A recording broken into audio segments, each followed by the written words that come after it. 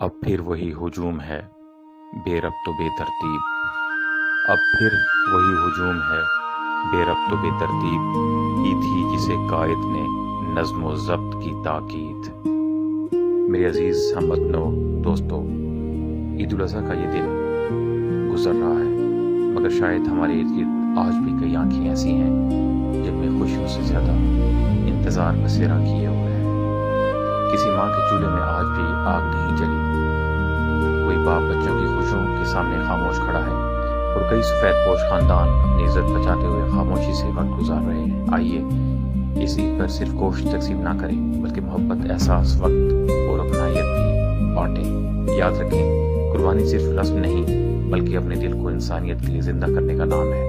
اگر آج آپ کی وجہ سے کسی ایک اداس چہرے پر بھی مسکراہٹ آ گئی تو یقین مانیں آپ کی عید مکمل ہو گئی۔